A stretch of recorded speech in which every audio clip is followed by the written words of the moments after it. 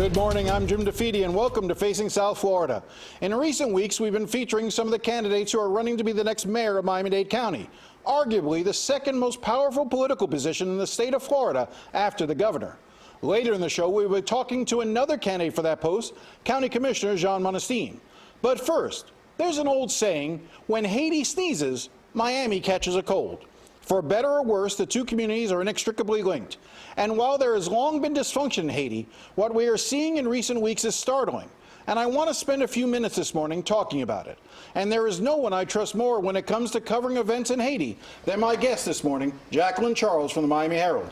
Good morning, Jackie. Good morning. So let's talk about what we've seen in just this week alone, because the events this week in Haiti have been rather startling.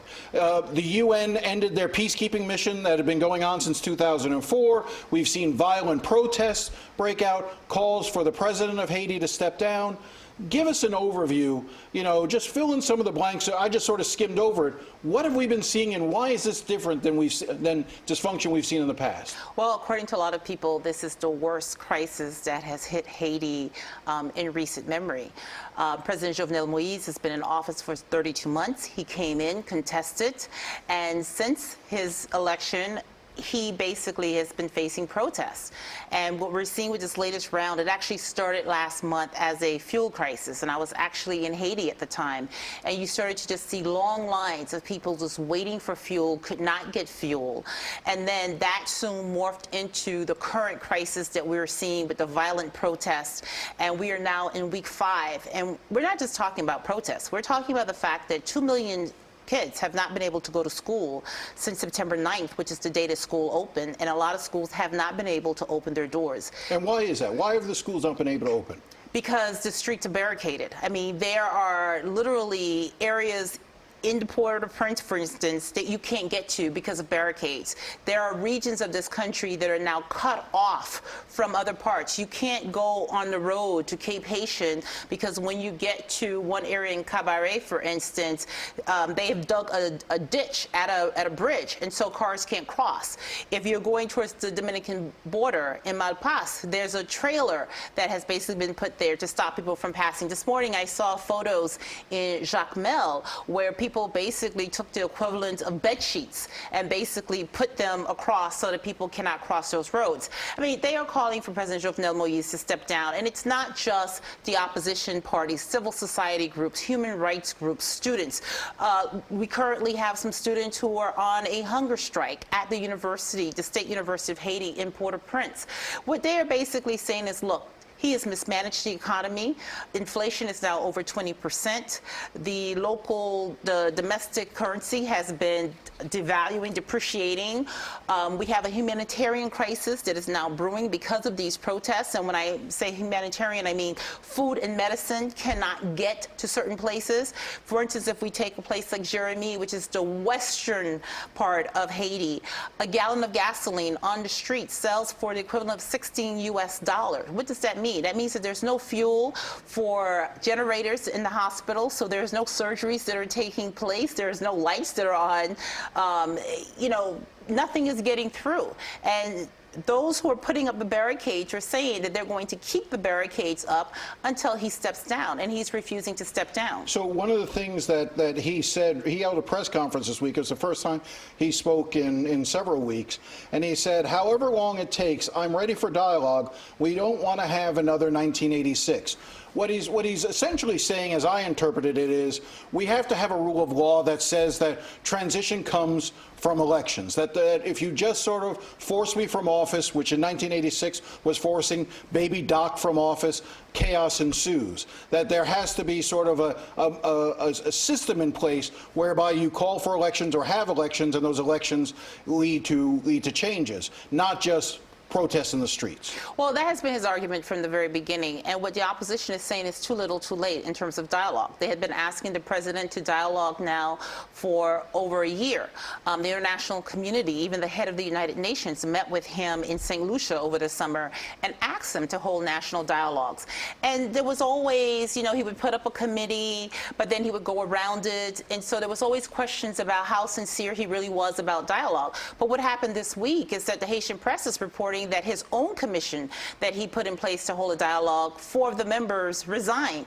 So here you are today, you're saying you want to dialogue, but the members that you've put in to set up a dialogue, they've stepped down. What does that say? I think one of the issues too, the biggest issue I feel that he's facing is the issue of corruption. You have a young population in Haiti today, and I don't know whether it's social media or what, but there's an awakening going on, that their threshold for corruption has sort of reached a limit. And they're saying, you know, when we look, for instance, in terms of this Venezuelan aid program, $4 billion that came through the country since 2008, and this is money that could have been used to build this country after the earthquake, and you have a president today who's been implicated in a government audit which says that, you know, you have people who are involved in an embezzlement scheme to defraud the poor.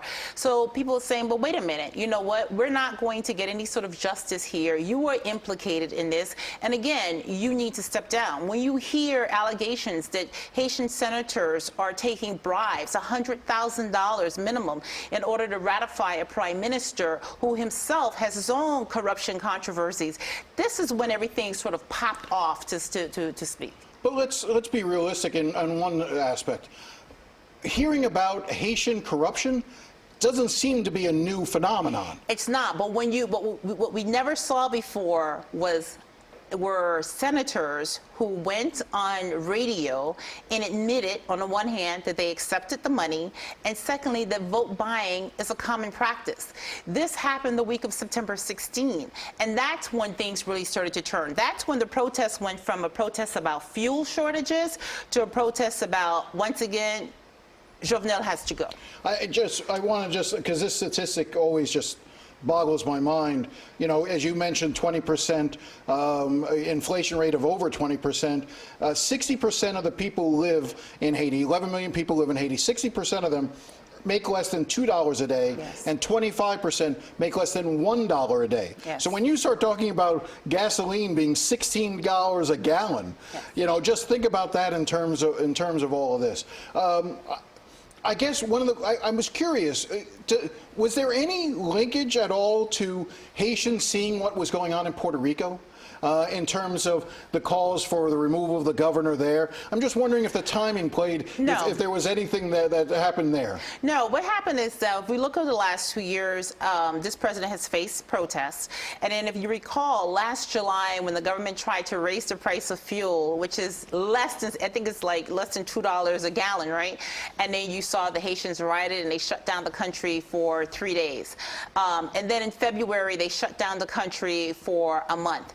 Then on May 31st, when the corruption report came, protests started again. Then we had a quiet summer, and then we had the fuel shortages. Haiti's fuel bill, by the way, they owe $130 million. So every couple of weeks, there's a fuel shortage. And the only reason why we haven't seen it yet is because people have been locked in their homes for 5 weeks, and they're not going out, so there's still fuel there. So let me ask you this. I used the phrase earlier, when Haiti sneezes, Miami develops a cold. We were debating where this came from. It may have come from, you know, Archbishop Wensky when he was a priest, may have been the first one to actually use that phrase. But other than that in its amorphous state, why should folks in South Florida care? Listen, I mean, what you have today is a humanitarian crisis that's happening in a country just off our shores. While for the U.S. the policy has been about not having mass migration come from Haiti, the boats are leaving, but they're ending up in the Bahamas, they're ending up in the Turks and Caicos, and those are 2 very small nations that just cannot deal with the influx of illegal migration. I mean, the U.S., you know, U.S. tax dollars have always been involved in Haiti. The U.S. prided itself on being the biggest funder of services in Haiti through USAID, and today Haitians are saying, where is the U.S., or, you know, why are they involved? But Haitians also, they're contradictory. They don't want U.S. or international community interference, but at the same time, they've been asking the Trump administration to stop supporting this president. You know, and their position is that he was elected through democratic means, and he has to rule. Well, the question would also be, should U.S. dollars be going into Haiti if we cannot guarantee that those U.S. dollars are being spent correctly and not being stolen? Well, those U.S. dollars never go to the Haitian government. The U.S. dollars that go into Haiti remain with USAID, and if those dollars are not reaching the Haitian public and are not funding funding services, then U.S. taxpayers need to ask that question of USAID and U.S. officials. But back to your question in terms of why people should care. South Florida has one of the largest Haitian communities in South Florida. We see the connection here. People take care of their families home. All of a sudden, a lot of people in South Florida are concerned about what's happening there.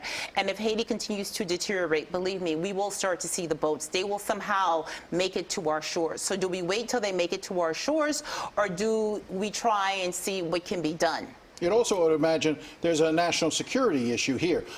Haiti could be used as a transshipment point for narco traffickers. It could be used for all sorts of things, could fall under the sway of people who are not very favorable to the United States, and that's not something you want to see. There's a complete breakdown of law in the country right now. I mean, there is anarchy in some places. I mean, you go to a place by Lakai, neither the government nor the opposition controls anything. It's being overwritten by gangs. Well, one of the things, I mean, I mentioned earlier that the UN peacekeeping mission ended this week after starting in 2004, so now it's completely on the Haitians. And here's a statement that the UN peacekeeper chief recently said, told the Security Council recently, that progress since 2004 has been, quote, considerable, but the achievements of stability are still fragile and must be deeper rooted in democracy and development. That sounds like sugarcoating. Have there really been considerable progress made towards stabilization? Well, you know, I talked to people to speak for my story, and it's interesting. 2 years ago, when the military component left, the conclusions of a lot of folks was that it was mixed, because we had cholera, we had sexual abuse, but we did have periods of stability. But given the fact that the peacekeepers left today, when you see the Haitian police have not really been able to take charge, they themselves have been disarmed, their stations have been set fire to, their cars have been set ablaze, and people are looking at the fact that security is completely breaking down, and they're saying, well, what did the stabilization mission do? Their response is that, listen, we were not there to fix Haiti. We were there to provide you with periods of stability, and the Haitian politicians fail. If anybody failed, they failed to rise to the challenge and to do things to turn this country around. Jackie Charles, we will follow this story because it is an important story, and it doesn't get the play that it deserves on stations like this and other stations. So we will continue to talk about it. Thank you. Jackie, thank you very much for coming in. Up next, the race for Miami-Dade County Mayor.